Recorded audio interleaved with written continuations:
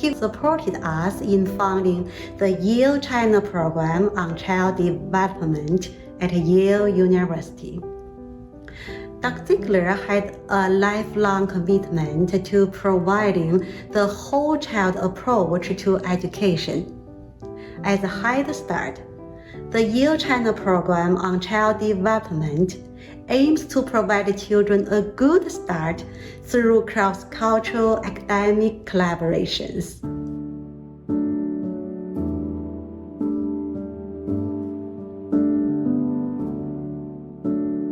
Above everything else, Ed cared most deeply about teaching and mentoring and making the next generation of leaders to be able to carry on the work and carry the work forward.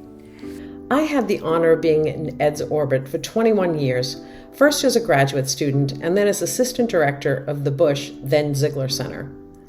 My role at the Zigler Center was running the Zigler Fellows Program, which trained Yale affiliates at multiple levels, undergrads, grad students, postdocs, early career and mid-career, on how to work at the intersection of child development and social policy, a field that Ed essentially founded. I chose to attend graduate school at Yale to be part of this fellowship program, so it was really incredible to eventually lead it with Ed. We organized a weekly social policy lunch lecture series, which brought renowned people in the field to Yale to speak about their work. This was both a Yale course and a series open to the entire Yale community, as well as to the general public in New Haven. It was one of the first, if not the first, Yale courses of this kind. The series drew a large, diverse crowd every week during the academic year for decades. The Zigler Fellows Program also featured an annual trip to Washington, D.C., where fellows visited various players in the social policy-making process on their home turf to learn about their jobs. We also had a small seminar that Ed and I co-taught. Over the course of just the 12 years I worked at the Zigler Center, hundreds of fellows participated in the fellowship program. Ed, as we all know, had an incredibly long list of accomplishments, but he always said that his proudest accomplishment was the many students and fellows he trained over the course of his long career. There are over 500 Zigler Center Fellows out there in the world, just from this one site here alone. And they're in academia, and they're in government, and they're in philanthropy, and they're at nonprofit institutes, and they're writing about child development and social policy for newspapers. They are all over the place, doing all kinds of different elements of work necessary in order for us to be able to not just talk about how to help children and families, but actually do it. In my current position as Chief Research Officer at a national child advocacy organization, I draw on what I learned from Ed on a weekly basis, and I'm sure that most of Ed's former students and Zigler Fellows do the same. The Zigler Fellow alumni list reads like a who's who of the field of child development and social policy. Ed was right to be proud, and I'm honored to be part of it, and among those Ed brought into the field. I knew from the beginning that I was extremely fortunate to have Ed as my mentor.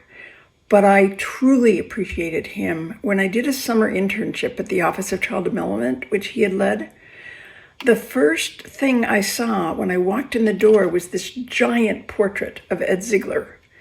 People there spoke of him with such reverence, and over the years, I became increasingly aware of the admiration and appreciation people had for Ed, everywhere, but especially among child advocates and practitioners. Ed was a scholar, and he advised his students to be scholars first if they wanted to have an impact, to earn, not to expect, attention from policymakers. But at heart, he was an advocate for children, especially children who were overlooked and underserved. That heartfelt commitment to improving children's lives is what people experienced and revered him for. Ed was also savvy and extraordinarily effective. He was willing to collaborate with people from every political side to find common ground.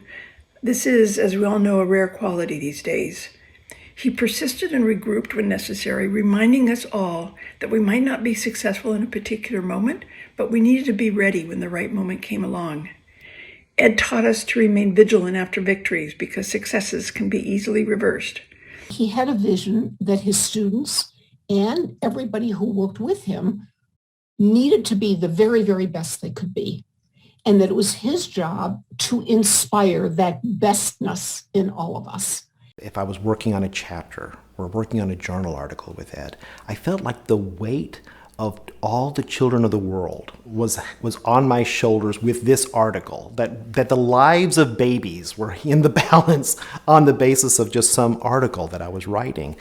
And I think it was really because he carried that kind of sense of urgency too. If you called him up, you better be prepared for the answer, because he was going to give it to you straight. And I appreciated that about him. If I was off on something, he didn't hesitate to tell me. He would edit with this big red pen that you would get it back and you would think, oh my gosh, am I going to possibly survive this?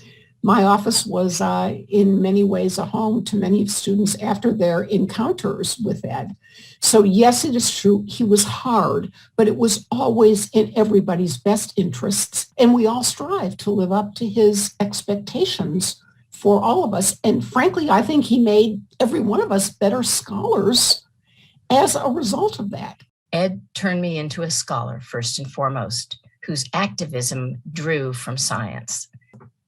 So what was it like being Ed's student?